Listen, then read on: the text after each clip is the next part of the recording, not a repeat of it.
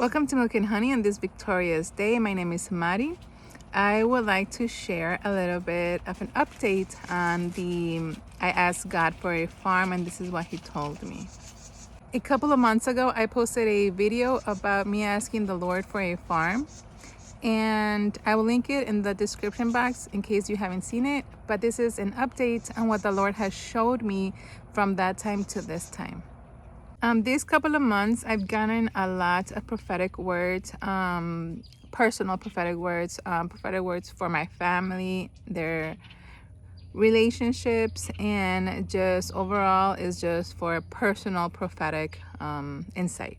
So everything that I am going to reveal today, it's based on a couple of dreams that I've had, and I'm just gonna squish them all together.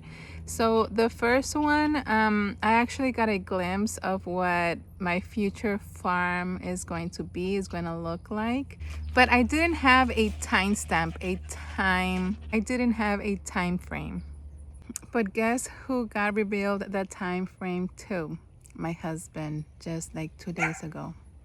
If you guys haven't seen the video where my husband received a word before moving to Florida, we used to live in Chicago. My husband received a word in January that the Lord was going to bless us with a house in Florida, and that in 6 months, in June, we were going to have our Florida home. We only had like $200 in the bank, zero savings, so no money for the down payment, and within 3 months we had everything. Like I said, I'm gonna post that video down so I don't make this video even longer, but the Lord gave my husband a time frame of 6 months, and he said that the Lord woke him up at 3 in the morning, like 2 days ago, where he was shown our new property, and we were discussing the details of our dreams to see if our dreams parallel to each other, or if one saw something that the other one didn't. So for me specifically, I saw the Lord showed me my future farm. I'm gonna post some pictures that kind of look what I could describe as what I saw in my dream.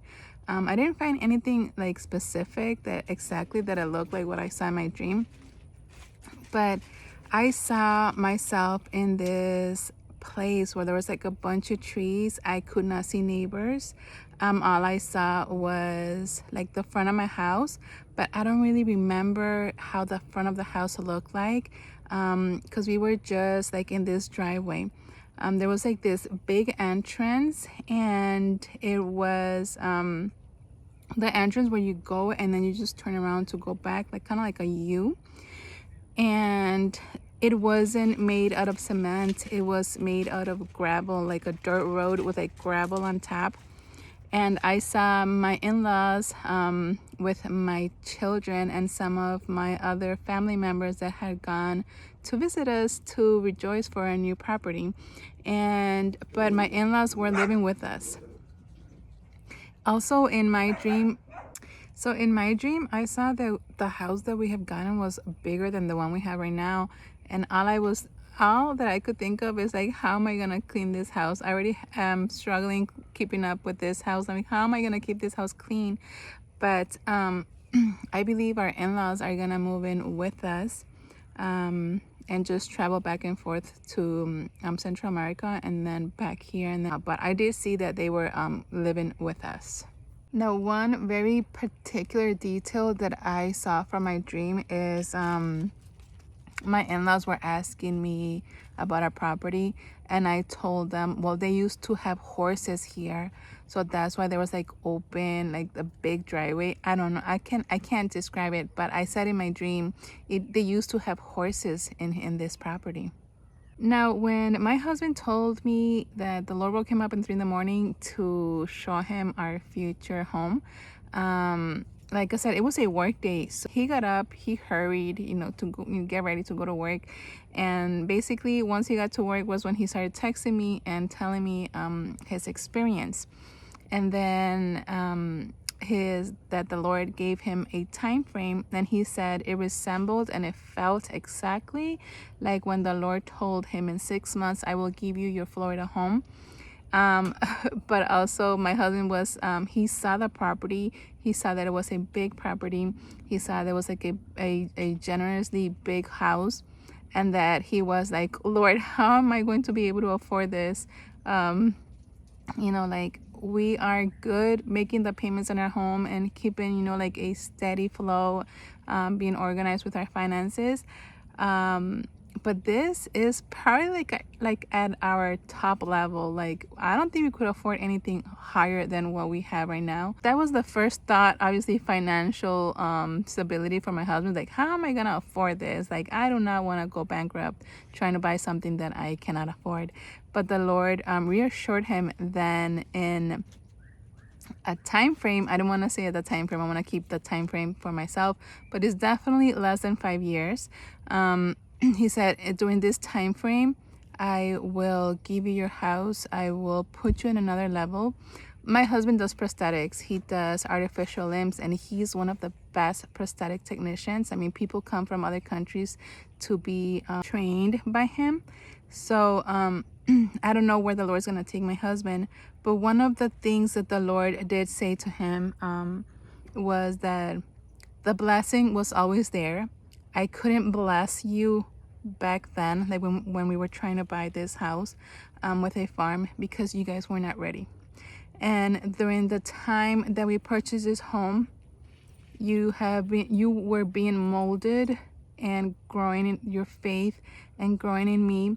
And I was just preparing you for that bigger blessing, because if I would have blessed you from the beginning, it would have been too much, and we would have been overwhelmed, and it would have not gone accordingly to God's plan. But the Lord also told my husband, in this time frame, your children are going to be more mature, and they will be able to help you with the workload that it takes to keep up with such a property. Here are the details that my husband and I coincided with our dreams. It was like very forested. We saw a lot of trees all around. We didn't see neighbors. And we saw the dirt road. And we also saw a big home and our in-laws living with us. And he actually saw part of the house. He said it was a certain color, and so he got to see a little bit more detail of the house. My big focus was just enjoying my children and enjoying the trees, all the greenery around me. So the blessing is there. It's just a matter of time when the Lord opens those doors, and we'll see what happens. But I'm really excited. I was actually had already, and it's so funny because it happened the last time too. I was actually very content with my home, and I was like, okay, I do not want to move from my home anymore. I know I want to farm, but I am happy here, and I could stay in this house for 6 or 7 years. And as soon as I was content with my situation and just enjoying our home, the Lord gave my husband that dream saying, no, I'm gonna move you before that time frame. The same thing happened with when we lived in Chicago. We lived in the basement, and we had fixed it up. We had put a substantial amount of money renovating and everything. And I was like, okay, Lord, if it's not for us to buy a property, a home, because that house was my mother-in-law's. I'm like, if it's not for us to own a property, okay, I understand. I am content with my situation, and I'm just gonna make the best with what I have. And as soon as I said that, like a month or two later, the Lord gave my husband the dream. So, I mean, it goes to show you how the Lord has worked in our lives. Like, I'm not saying you have to be content with having little, but you just have to make the best of it. Live the best that you can, and not be complaining, because I think the complaining and the, oh, my life is so bad, it's what you make with your life, and then the Lord will open opportunities if your heart is open to them. And I also know that our home is very beautiful, and our property is more than a lot of people have. and I don't want to come here and seem ungrateful. And I'm going to put pictures up of where we used to live and how far the Lord has brought us. And one of the words that the Lord gave us while I was packing, because I like to sew, I used to do upholstery and for myself, and like clothes and just a bunch of little upholstery stuff, sewing stuff. So we were packing up this very tiny U-Haul. So we were trying to be as smart as we could with the space that we had to pack everything in there. So my sewing machines some of them were a little bit heavy. So I was like, I don't know if I should take them, because we had such a limited space for the U-Haul, and I was going to give them to my husband's aunt. But I was still very attached to them. Like, I spent so much money. I don't know if I'm gonna be able to afford them again. And the Lord said, I will provide. So from that moment that the Lord said, I will provide, I have never doubted the Lord.